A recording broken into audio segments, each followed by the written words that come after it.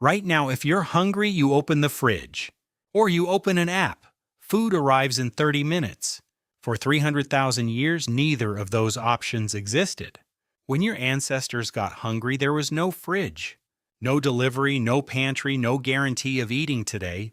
And something strange happened to them when the hunger hit. Their relationship with hunger was completely different from yours. And it rewired the human body in ways that still run in you today. 3 things hunger did, each one stranger than you'd expect.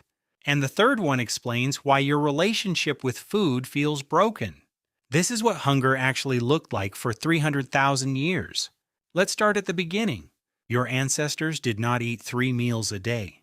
You eat every 3 to 4 hours. It feels normal. Your ancestors ate whenever they could, which was not always. In 2010, evolutionary biologist Herman Poncer studied the Hadza of Tanzania, one of the last remaining hunter-gatherer groups, still living exactly as our ancestors did. Their daily calorie intake was wildly inconsistent, by design. A successful hunt meant feasting for days, then nothing. When they ate a lot, quickly, without apology. Then they rested fully, no guilt about it. Then the food ran out, and they kept going. Their bodies had learned to switch fuel sources, glucose to fat, fat to glucose. Modern bodies eating every few hours lose this flexibility. Always eating means your body never learns to use its own reserves. That feeling you get when you haven't eaten for 3 hours? Your ancestors would not have recognized that sensation at 3 hours. 36 hours without a meal was not unusual, not an emergency. But here's what happened inside their body during those hungry hours. And it was not what you'd expect. Hunger does not make you weaker, not at first. When your stomach empties, it releases ghrelin. Ghrelin travels to your brain and activates the learning and focus centers. Mark Matson at the National Institute on Aging spent decades studying this. Higher ghrelin levels consistently correlated with sharper memory and faster decision-making. Your ancestors on an empty stomach were running complex calculations. Wind direction, terrain, animal patterns, group coordination, all simultaneously. Meanwhile, you after a large meal, sluggish, foggy, checking your phone. The hungry brain is the alert brain. Evolution designed it that way. But ghrelin is only the first thing. After 14 to 16 hours without food, your cells begin cleaning themselves, recycling damaged material, clearing debris. This is the same process Yoshinori Ohsumi won the 2016 Nobel Prize for discovering. At 16 hours, ketosis deepens. At 24 hours, growth hormone spikes by 2,000%. By hour 36, your ancestors were running almost entirely on fat and ketones. Ketones burn cleaner than glucose. The hungry brain thinks more clearly. Anyone who has accidentally fasted knows this feeling. Around hour 16, something shifts. The brain gets quiet, then very clear. Your ancestors were designed to perform at their peak when hungry. But there's another layer to this. And it might be the strangest part, because hunger wasn't just a physical state, it was a social one. Your ancestors never ate alone. When food was found, the entire group knew immediately. And sharing wasn't optional, it was the entire system. Anthropologist Christopher Boehm documented this across 48 hunter-gatherer societies. In all 48 groups, hoarding food was one of the most punished social violations. A hunter who hid food from the group was not just selfish, he was dangerous.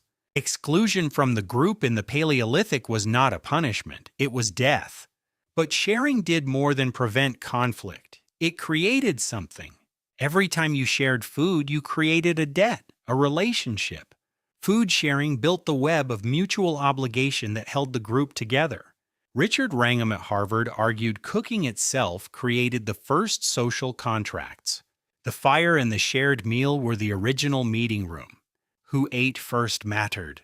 It encoded the social order every single meal. Every meal was a negotiation of status, debt, and alliance. You eat alone more often than any human in the last 300,000 years. A 2023 Gallup survey found 1 in 4 Americans eat all 3 meals alone every day.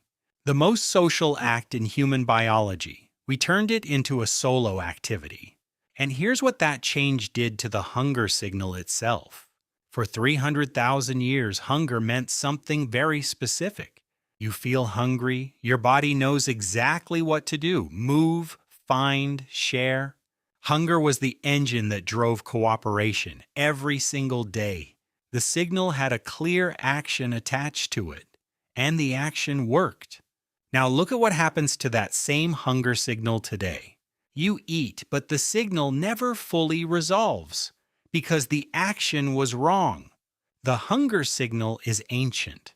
The response we give it is 200 years old. This mismatch is part of why you eat when you're not hungry.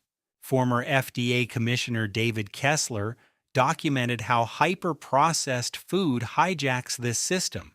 Ultra-processed food bypasses the satiety signal entirely. You can eat past full. The food is designed to override the stop signal. Your ancestors' food wasn't. Ancient hunger was clean, a signal with a clear off switch. Modern food anxiety, binge eating, emotional eating, these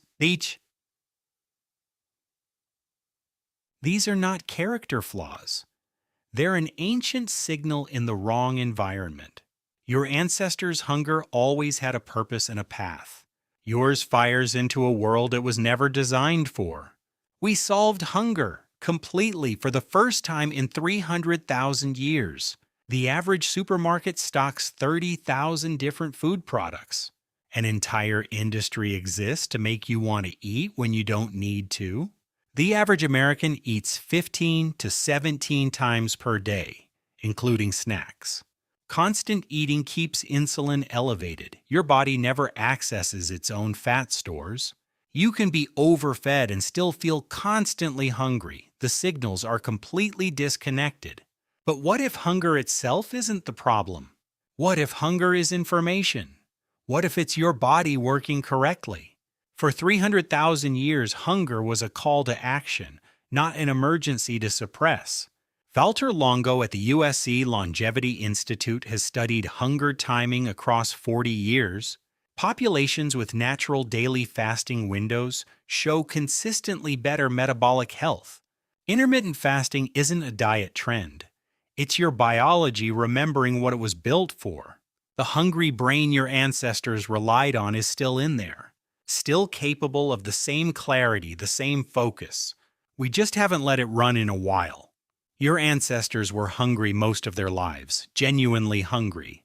Not because life was cruel, because hunger was the engine of everything. It drove cooperation, sharpened the mind, built relationships, structured society. We solved it. We removed hunger from daily life and called that progress. And now we eat constantly and still feel something is missing. Maybe the hunger isn't broken. Maybe we just removed everything it was designed to do. Hunger was never meant to be solved in 30 seconds with an app.